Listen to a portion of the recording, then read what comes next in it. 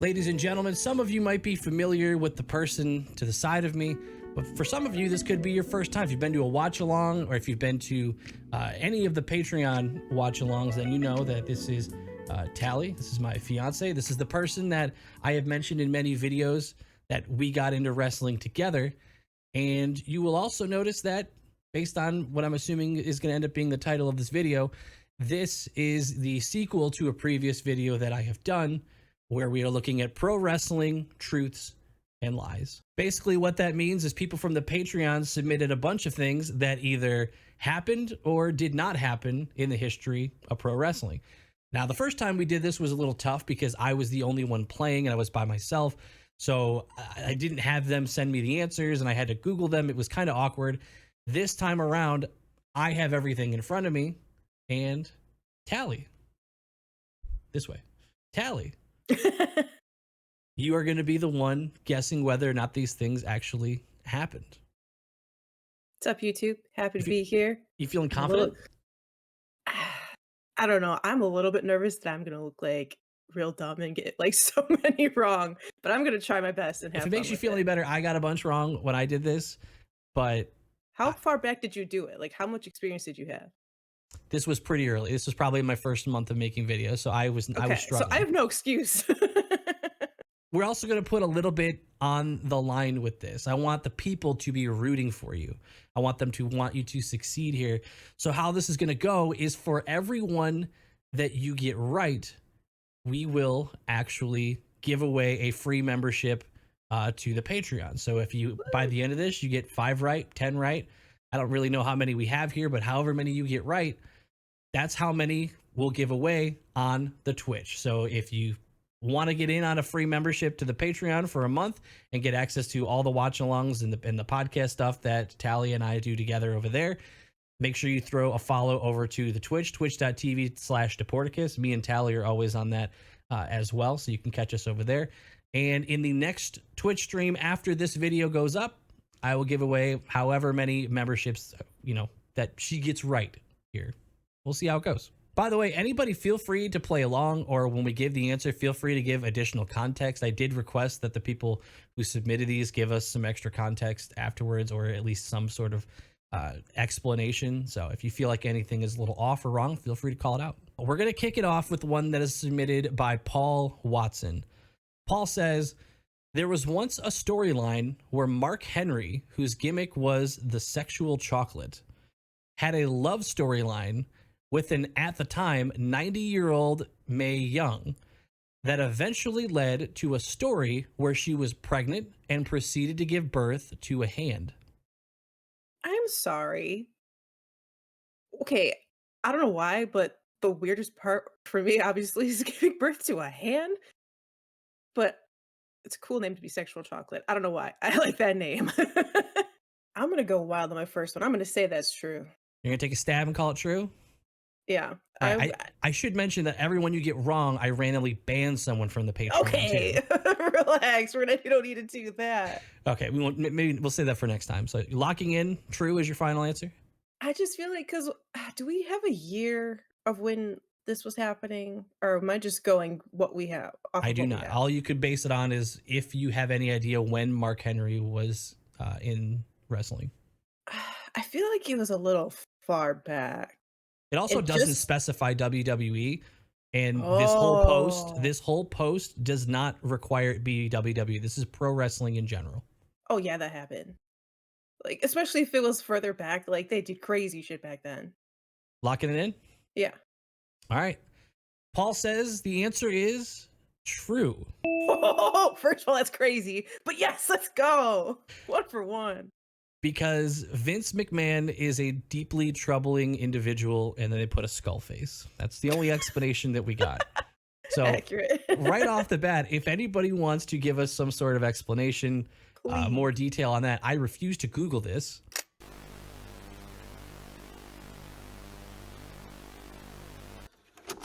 I'm afraid of what will come up.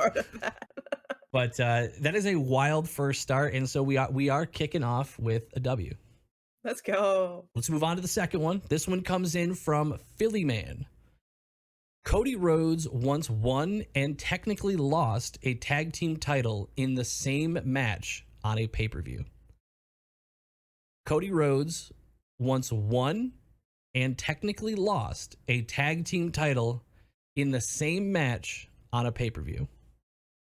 So I'm trying to figure out how that could even happen because I don't think you can cash in on a tag team title, can you? As far as I know, no.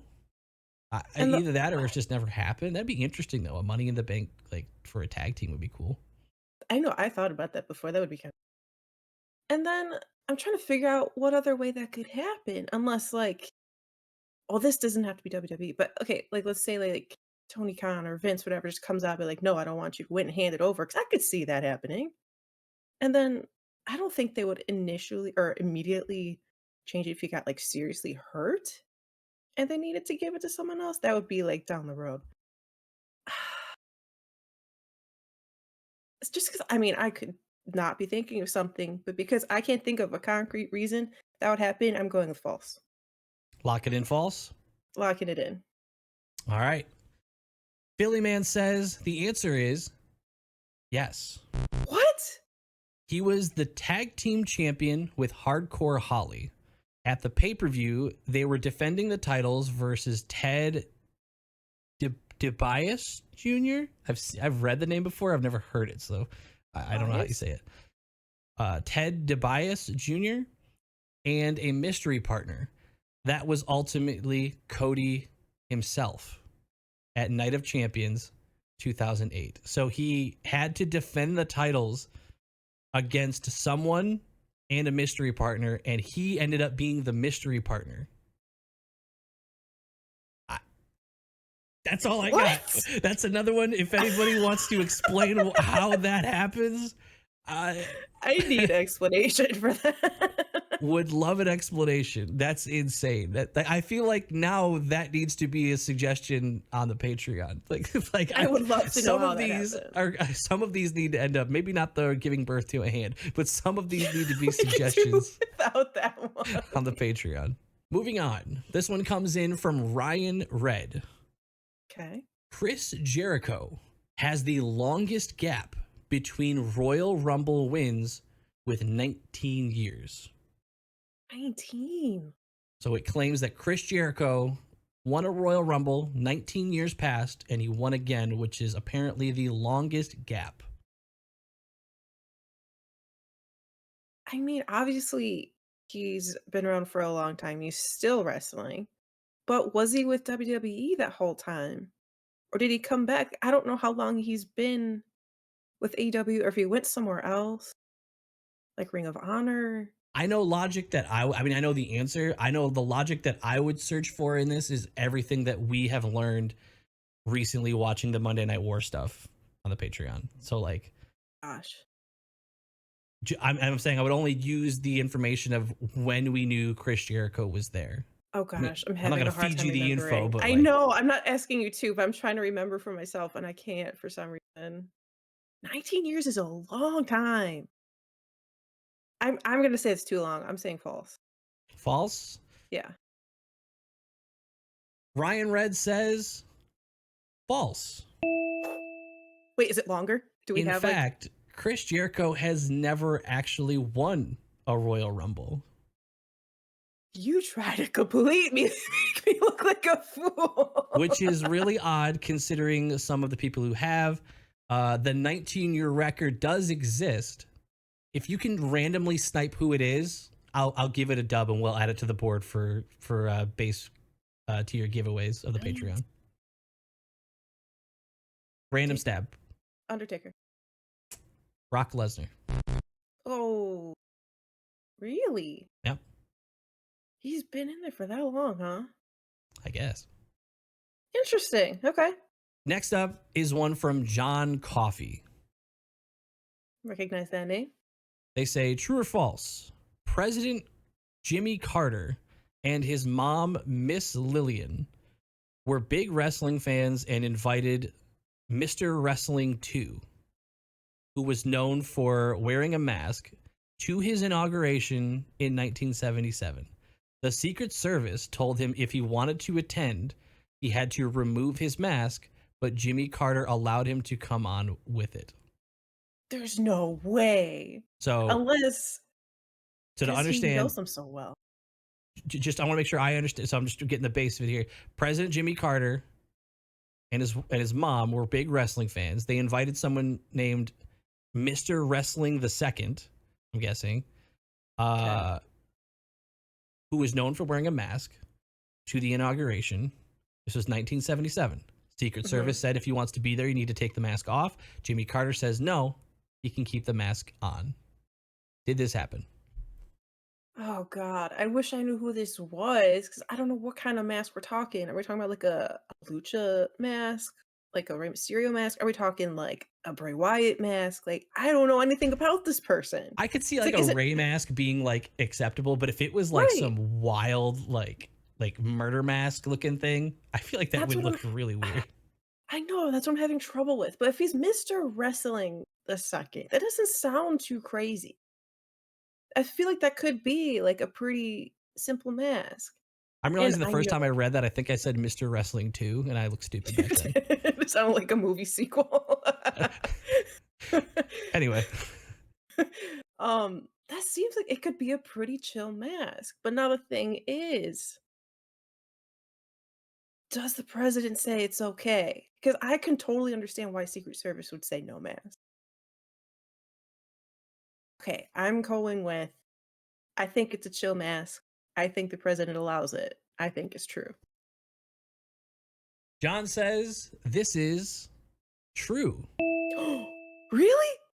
Jimmy Carter's mom was a huge fan of Mr. Wrestling II from watching Georgia Championship Wrestling. Mr. Wrestling II came about from the original Mr. Wrestling, Tim Woods, who we learned about from saving wrestling in the Carolinas plane crash. Oh my God, do you remember that? Okay, so his dad was from that plane crash thing where they like protected Oh kayfabe. my god. I'll put the whole explanation that John put on the screen for a second if anyone wants to see it. But basically, they say this is a prime example of a wrestler protecting his gimmick back in the day. Oh, cool. Cause oh yeah, I didn't even think about that. They kept kayfabe like so strict back then. I didn't even think about that. That's a great point. Makes sense. Next up is one from steamed ham champion Dylan Haggett. Love that name. Legendary luchador El Santo was buried with his mask on. That's it? We're just going that simple? Oh my god. That just seems like it's such a reasonable thing. Yeah, it happened. Yeah, true. That's it. Just It okay. was that simple. Yeah, I mean, that simple of a question, that simple of an answer. They say, yeah, this is true. Hell yeah. See, 'cause I thought for Removing, a second, I was nervous that like, oh, they kept it sacred there, like it's in like the Hall of Fame or whatever they do with like those like key things. But I don't know. It just seems simple. I just said yeah. they say, removing one's mask is considered sacrilege in Mexican wrestling unless someone loses it in a match. So even after they pass, they still don't remove that. I don't know if that's super common. I have no idea. Wow. I That's mean, respect if they do. That's cool. This one comes in from Prototype 27. What's up, Proto? The longest WWE championship reign was over twice as long as Roman Reigns' reign as the WWE champion as the tribal chief. It's like almost like a riddle, or like how much wood could a woodchuck chop? All right. So Well, say that again. I'm gonna write it back. The longest WWE championship reign was Okay. over twice as long as Roman's reign as the champion while he was the tribal chief. So just the tribal chief. That's what it But I think he specifies. only But had I it. think he only had that. Yeah. So I think, I don't know, maybe it's just clarifying the tribal chief era. But um, yes. He would put a So tricky the one. longest one is over twice as long as Roman had it, is tribal chief. God, now I can't remember because you know how many times they showed those numbers when he was still like the champion? They kept saying, Hmm. "Oh, just this much longer." But what the heck was it? So I know he had it for 1,316 days. You sure? Yeah. Yeah, you got Or was it. it I was seeing if you question yourself. Yeah, dang it, I thought it was yeah, at you got it. 16, 13. I thought it was 13, 16. Okay. Ah, oh my god, this is so tough. I feel like this is something I should know.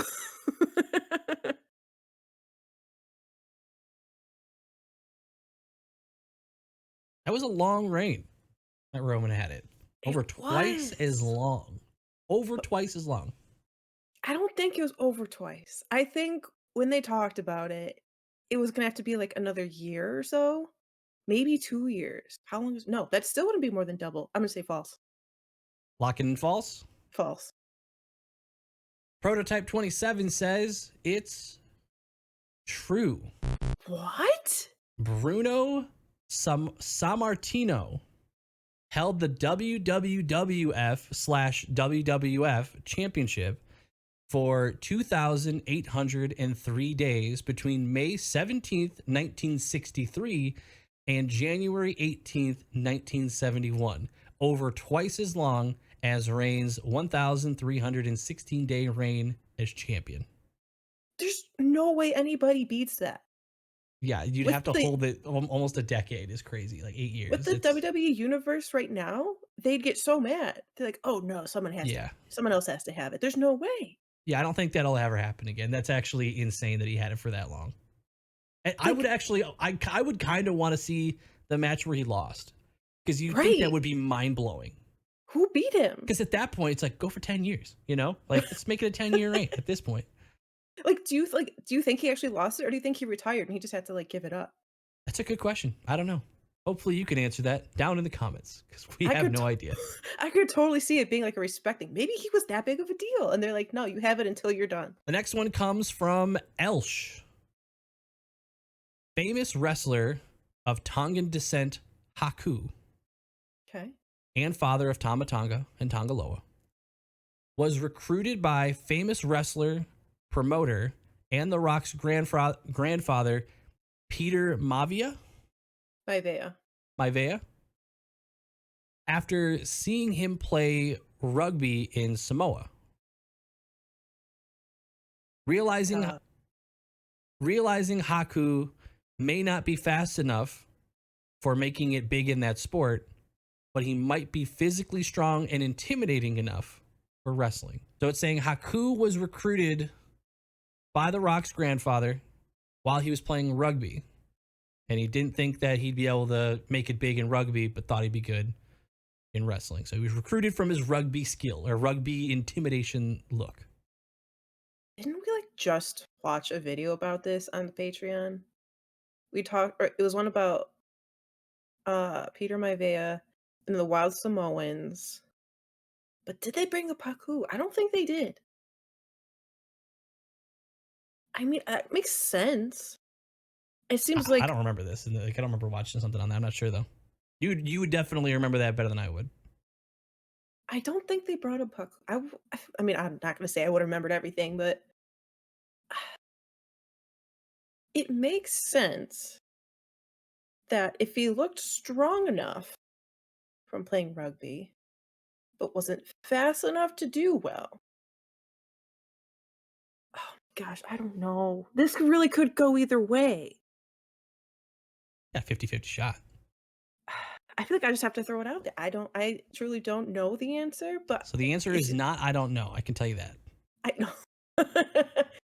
It seems like reasonable logic that you could be throwing me off with, but I'm gonna say true. Elsh says the answer is false. Elsh says while Haku has close ties to the Anawai family, those came all to be after Haku broke into the business. He played rugby when he was young, but so did most boys in Tonga. He was actually trained in the All Japan dojo where he ended up after dropping out of professional sumo because of a fight with the Japanese sumo elders, What? That seems way crazier. which used to be a rather common way to end up in wrestling in Japan, and explains the crazy training culture they have in wrestling schools over there. That is so interesting. Like, if that was a way more in-depth reason of, like you said he was, like he was trained in a dojo and he got in a fight with like the elders there? He got in a fight with Japanese sumo elders. Wow. They're like I did not expect that. all right, let's go be a pro wrestler then. You don't want to be here. Go be a wrestler there. Next one comes from Handyman. In 2019, there was a storyline involving Mike and Maria Kanellis, where Maria was IRL pregnant and Mike was revealed to not be the father. The real father was Rusev, who is Miro in AEW. This led to Lana, Rusev's IRL wife, having an on-screen affair with Bobby Lashley. This culminated in a wedding between Lashley and Lana that ended with Liv Morgan coming out and revealing herself as Lana's secret lesbian lover. Excuse me? So they're claiming that in 2019, Okay, a storyline between Mike and Maria, we'll call it Mike and Maria Kanellis, where Maria was pregnant. Okay. Mike was revealed that not to be the father. They said the real father was Rusev. This led to Rusev's IRL wife having an on-screen affair with Bobby Lashley, which culminated in a wedding between Lashley and Lana that ended with Liv Morgan coming out and revealing herself as Lana's secret lesbian lover. There's too much going on here. There's no way. If so, I think it'd be funny to watch. I would want to see it. But like, there's just so many pieces there. Like, I feel like I'm going to go with false. But I feel like after I say that, like, yeah, that happened. But like 10 other things happened. It's gonna be one of those like crazy, insane ones that are just gonna blow up. So we're locking in false. I think it's too much. I don't think that truly happened. Handyman says the answer is true. No way. They say this also somehow led to Lashley winning the WWE Championship. They were literally doing anything in 2019 WWE. That's not even that long ago. Like, I could see that happening. This is like right before Tribal Chief era. We were doing this, whatever this was. We were doing Jerry Springer stuff. Yeah, honestly. But that's what pushes him to get the championship? I'm gonna need a recap video of this on the Patreon next month. This is like I need to see this actually play out, because there's a little part of me that doesn't believe this still, even though they're saying this is true. Right. There's a little part of me that is thinking maybe someone's gonna go mega troll and just tell us something happened and say it's true and it's still not true. But I mean, I've got no reason to believe Handyman would lie to us right now, so apparently that happened.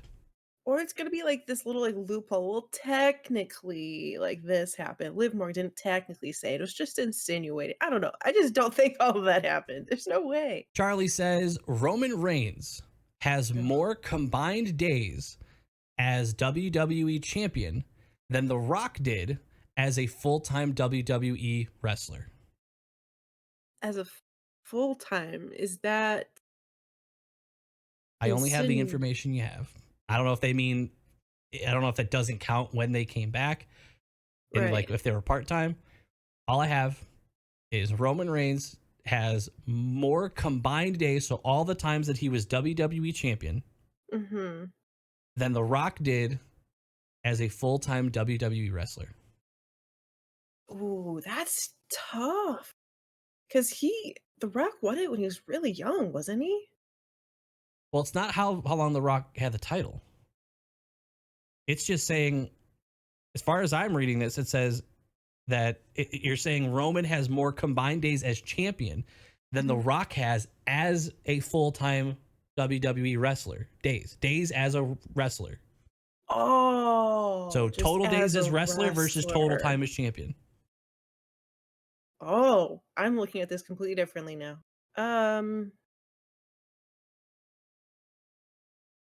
As a full-time wrestler, how long was he full-time for? Because he did like the whole Hollywood thing. Did he come back full-time from that? Don't know.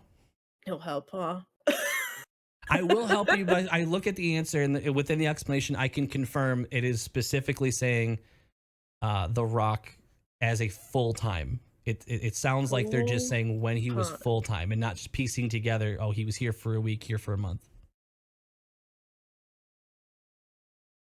Based off of what we watched in that the Monday Night Wars thing, it seemed like he went off to Hollywood pretty early, and I'm basing this off of the assumption he was not completely full-time when he came back. So I'm going to say, yes, Roman's reign was longer than The Rock's total days as a full-time wrestler. Charlie says this is false. Damn it. But they say it's not far off. They said if we count Roman's recent world and universal reigns as two overlapping reigns, he has held world championships for 2,234 days in total, which is over 6 years. The Rock only wrestled in the WWE/F full-time from 96 to 04.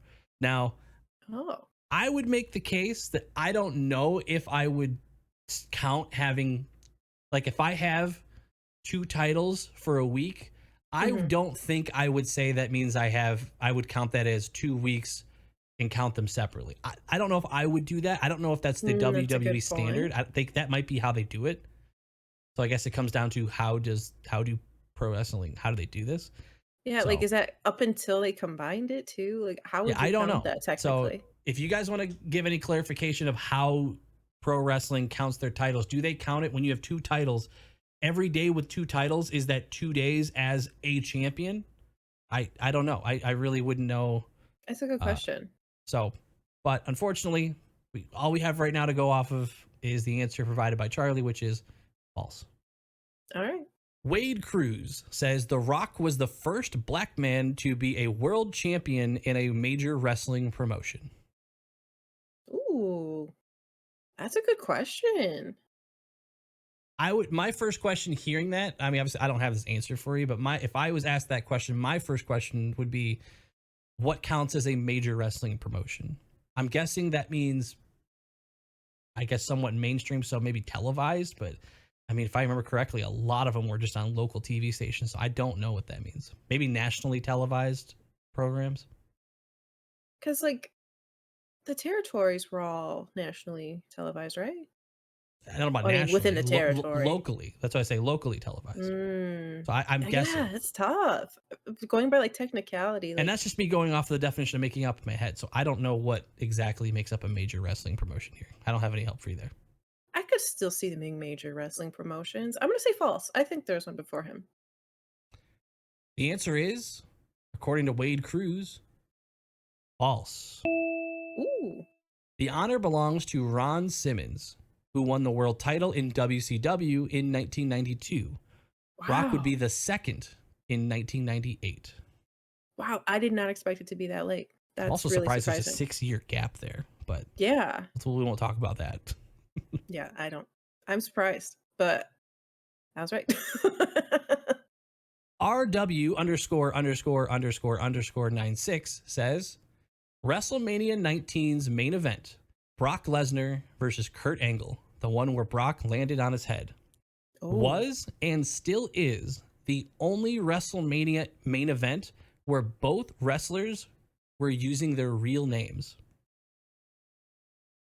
Oh, wow. That's an interesting question. That's a cool trivia question. I like this. Yeah, I like that one. I have no idea. No idea what the answer is, but great question. So that was the first time they said? They said it was and still is the only WrestleMania main event where both wrestlers used their real names. So they're saying it is the only time it's ever happened. Because we're talking specific WrestleMania main event. So we're only talking 40 matches, I guess technically like 43 or 44 if they count like the 2 nights as each main event. So it's it's not like you're talking hundreds of matches here. I'm just trying to think, like, do I know how many actually use their real name? Are they all stage names? There's some I find out later that like I'm like, oh, I did no idea that wasn't their real name because the name they use in wrestling sounds so normal. It's not like I'm the Destroyer. No, it's like I'm Carly Johnson. I was like, oh, okay, that's probably a real name. No, I'm actually Jaden Smith. Like, actually, Jaden Smith. Why don't you just use the original? What do you Oh think? man, I feel like I have no way to actually know that. This is just gonna be me completely guessing. I'm gonna say that's true. That's the only one because I feel like you said, there's so many times I'm like, that sounds like a completely normal name, and then I watch documentaries or other videos and like, nope, that's not their name at all. Or it could be based off of their real name, but it's still not their full real name. RW says that it is true. Interesting. Okay. Brock Lesnar versus Kurt Angle is the only main event match where both wrestlers in the match used their real names. Can I tell you? I didn't even know those were their real names until this moment. I mean, I knew Brock's was because they use it. I mean, unless you're gonna take that name over to like when he did like UFC and stuff, he was still Brock Lesnar. Oh, that's a good point. Okay, and yeah, Kurt Angle also somebody who came from like wrestling, and I'm pretty sure he won. Like it was always listed as like in the like, Olympics. he was a gold medalist and everything. So I would assume. Okay, yeah, that makes sense now. It makes sense that he would bring that name and use like the recognition for it. Yeah, if you already like made a name for yourself, pun intended, then yeah, go ahead and use it. From the blue one, when it comes to NXT takeovers, Asuka has more wins than Charlotte Flair, Becky Lynch, Rhea Ripley, Bianca Belair, Nia Jax, and Sasha Banks combined. Everyone from the list participated in at least 2 takeovers and were part of the NXT roster for a similar amount of time. Okay. Wow. So it's saying Asuka has more wins than Charlotte Flair, Becky Lynch, Rhea Ripley, Bianca Belair, Nia Jax, and Sasha Banks in NXT takeovers. All of them combined. So that would have to mean that that list did not spend that long in NXT compared to Asuka. It says everyone from the list participated in at least 2 takeovers and were a part of the NXT roster for a similar amount of time. Interesting. I feel like the majority of the list of people, like the 4 horsemen, I feel like they went up to the main roster pretty quick. So I don't think they have that many wins. It clarifies in the question that this was between the years of 2014 and 2021. Oh. Wow. I mean, people like say Asuka's a huge influence in wrestling. I could believe it. But is it true? I'm gonna say Asuka's a badass. I'm gonna say it's true. The blue one says the answer is true. Wow, go Asuka. That's awesome. Asuka ended her run in NXT as the undefeated force and has 10 wins at takeovers. The rest of them, Charlotte had 4, Rhea Ripley had 2, Sasha had 2, Becky, Bianca, and Nia all had 0. Really? So it was 10-8 between her and that group. So it was actually pretty close. It was. Wow. Good question. That was a fun one. Chad says WWE once booked a Kennel from Hell match that involved 2 cages with vicious dogs in between the 2 cages, who ended up just urinating ringside. So there were actual dogs, but outside of the kennels? Am I understanding that correctly? WWE once booked a Kennel from Hell match that involved 2 cages with vicious dogs in between the 2 cages. So they're just in between. But those dogs just ended up urinating ringside. They're so-called vicious dogs. And they just end up urinating. I mean, I don't okay. I believe something with dogs and this kennel from hell thing happened, but I think more happened than just the urinating. So I'm gonna say false. Chad says the answer is true. What? In 1999, WWE held a Kennel from Hell where there were 2 cages around the ring and supposedly vicious dogs in between the cages. They didn't attack, they just ended up urinating ringside. I would love to know what kind of dogs they are. My guess is probably like a pit bull, and they expected them to attack. And you know what? Good on those dogs. I am proud of those dogs.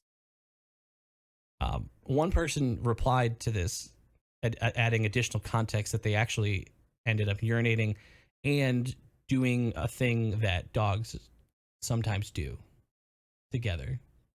Oh, I'll leave it at that. wow. Wow. I bet that was the last time they did that. I would have to assume that that's true. That part's true. This one's from Adam Nelson. They say the first televised singles match between Triple H and The Undertaker happened at a train station. Train station? What the heck? Like, we've seen, was it Booker and Austin who did the thing in the grocery store? Mm-hmm. And I don't we've know if that would be called a seen, match, though. oh no. And then the church was like the same thing. They Yeah, were I think kind of that was just kind of like a attacking each segment, other. but I mean, this says the first televised singles match between Triple H and The Undertaker happened at a train station.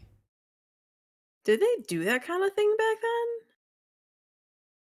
I don't, I mean, I guess it's not impossible, but I don't feel like I remember hearing that they would do so many things like off set, I guess you would say.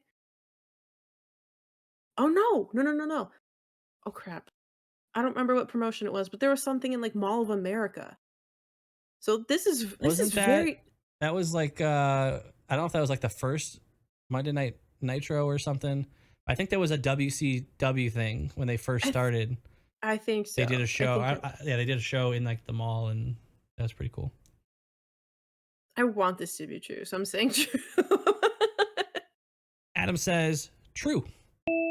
Yes. Triple H defended the Intercontinental title against The Undertaker on Shotgun Saturday Night, recorded at Penn Station in February 1997. That's so cool. That's something I'd want to see. That just seems like so like out of the ordinary. I That's like the crazy that a title off-site match ones. That, yeah, was that's held. true. But now I'm picturing maybe there was a ring there. Like at first I was picturing like you were, like how they were just Oh kind of yeah. fighting in a group, I but they may changed have my just like put a ring mentality. there. Like, you know, I think I've seen them do like armed forces stuff where they put a ring like on an aircraft carrier or something. Ooh, that'd be So cool. maybe that's it. Maybe they just put a ring at a train station and it looked cool. Stuff looked cool in the background. Now, did they like sell tickets to this? Were there seats? Or was this just pure like just them two, ref, cameraman, whatever? I'd like to know that. So more info, please. I want to The know match more. is most remembered. There's a little more information that'll be on your screen, but I'm going to pull this Yeah. part from it. The match is most remembered for their post-match brawl that ended when Undertaker hit a tombstone on Triple H at the top of an escalator. Okay. Okay, so it definitely moved around. Yeah, Like, it seems that's the case. I really want to see it because that'd be really interesting to see them like going all around a freaking train station. That sounds really fun. This one comes from a bird in the hand is worth Drew in the bush. Another good name. Vince McMahon fought his daughter Stephanie in a street fight the same week she got married to Triple H in real life. The same week as in before or after? Just says same week. I feel like there was something, like maybe I heard something like this happening, but I don't remember the details. I feel like there was something that happened the week of their wedding, or I don't know about the week, but or you said it was the week, right? It is the same week she got married to Triple H in real life. Why do I think I remember hearing something like this? I don't know where you would have heard it. I didn't hear anything about it. It'd have to be like social media or something, Maybe. or like comments in other videos. Is it because like did he not like Triple H? That'd be a really funny like question to That would ask. be wild. If because if I remember correctly, they've been together for like quite some time, and like they're obviously still together. So Yeah, that would be really interesting, I especially would. considering how successful Triple H was in the company. That you're Oh, that's getting a with good point. the boss's daughter. Like I would think he probably at least likes you to some degree. Probably. Just because Vince is Vince, I'm gonna say this happened. This is true. That's a fair line of logic. I feel like, especially when Vince is mentioned in these.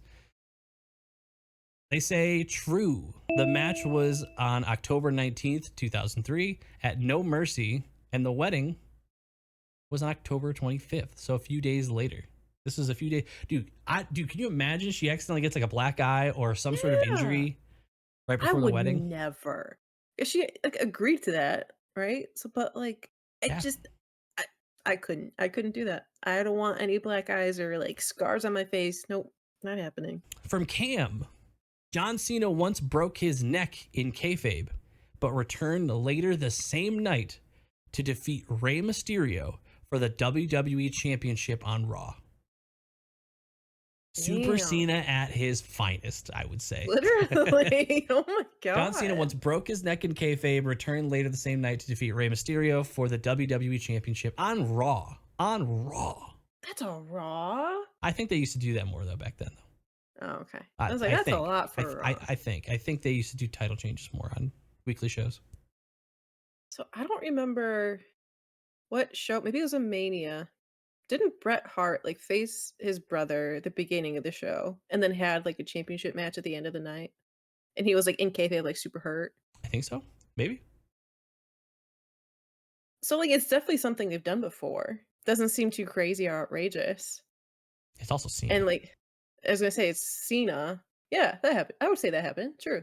Okay. Cam says this is a lie. Oh. The way you deliver that. But they say it sounds like something that could have happened during the Super Cena It era. does. Cena did beat Mysterio for the WWE Championship after he was supposed to be fired from the company, but Oh. he never broke his neck. So, I'm glad to hear that. In kayfabe or not, I'm glad. Daniel Carpio says for a feud, one wrestler kidnapped another wrestler's pet chihuahua and invited said wrestler to a dinner, to which they obliged. During the dinner, it was revealed that the meal he was eating contained the meat from his pet chihuahua. So, No. for a That feud, literally a wrestler fed another wrestler their dog. I'm literally, like, almost in tears just hearing that, and it could be completely fake. Like, I don't like that at all. I mean, it says for a feud, so I'm guessing, like, even if it happened, it sounds like it was kayfabe. But Well, yeah. man, you go back far Just the enough, you never know, idea. man. The idea of Gotta that protect just kayfabe. Sorry, mittens. They It's- mittens for Chihuahua. If anything, they just didn't show the dog ever again. Oh my god, that does seem like something they would do. I don't wanna say it's true. I don't want to. But I feel like that would make for good content. for them, Yeah, I guess. reluctantly, I feel I'm like you, I saying feel like you'd hate that if they did that now. I would hate it, but I feel like there's a lot of gruesome fans that'd be like, "Oh my god, that's so sick."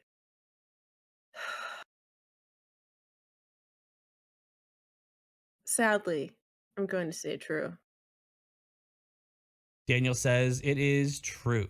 Why? Why go that far? Big Boss Man targeted Al Snow, eventually kidnapping Snow's beloved chihuahua named Pepper.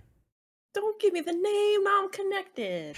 In a shocking twist, Boss Man invited Al Snow to dinner under the guise of returning the dog and resolving their issues. During the dinner, Boss Man revealed that he had actually cooked and served Pepper as the meal to Snow without his knowledge. This storyline is remembered as one of WWE's most outrageous and grim plot lines.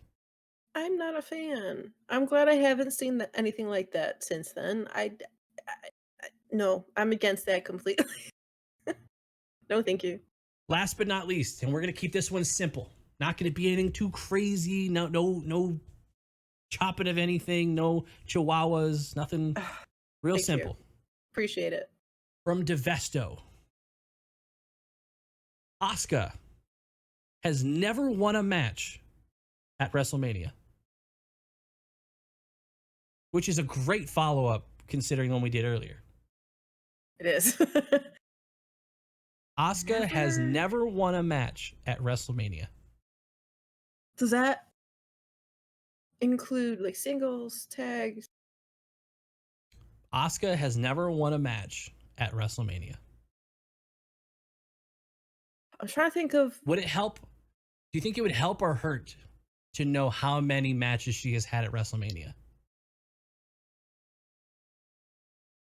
I don't know, but if you decide that you think that could help me, I would take the number.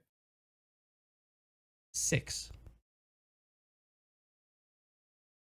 Say it's not a high number. I mean, performing at 6 WrestleManias is nothing to scoff at. That's true. That's true. That's true. Yeah, I was thinking just 6 overall. That is actually a lot of WrestleManias. Now I'm trying to think if she was, like, in a tag team or if it's just solo matches. You know, she was dominant in the takeover. Was it still PLEs back Yeah, then? I don't know. NXT takeovers, yeah. Which we learned earlier, she had those. She had won 10 of those. 10. So if she's won 10 of those, she has to have won at least a one WrestleMania match. I'm gonna say she won at least one. All right. The Vesto says that this is true. She is actually 0-6 at WrestleMania. And they say, I know, ridiculous. How can they do Asuka that dirty? I don't know. That's one of the, there's only a few in here that I actually knew just from hearing or whatever. That was one I did know. And it is crazy. That's, like, devastating. Yeah, I mean, I feel kind of obviously, bad. like, it's hard to give everyone a win, but, like, if she was that dominant, like, how do you not hook her up? Like, come on. She's a badass. All right. Overall, I think you did okay. I don't have the number right in front of me, but I'm sure it'll be somewhere on the screen of how Tally did today and how many free gifted memberships to the Patreon to anybody who doesn't already have a membership will get the next time we go live on Twitch. If you like this, if you have an idea for something similar to do like this, I would love to do more games like this with Tally and use it as an wanna be excuse to give out a handful of memberships to the Patreon or gifted subs or whatever, just as a fun little extra game. How do you feel? You feel like you did all right? I don't know. I felt confident at first, and then when you started wrapping up, I think you did all right. I'm like, actually, I think you told me I got a lot wrong. I don't know. Like, but I feel like I got a decent amount.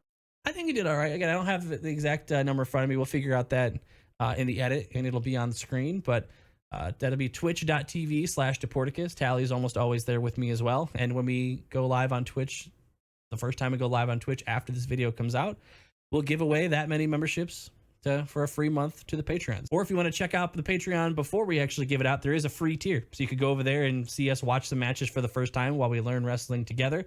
You can see some free stuff there every single month, and you can upgrade at any time. It's fun, YouTube. Hope to see you again soon. Thank you so much for watching the video. Thank you for liking and subscribing if you haven't already. Thank you to the patrons that are flying up the screen. Actually, I don't know if they will be. This is a different format, so I don't know where the patrons are going to be for this one. But wherever they may be, thank them. We'll see you next time.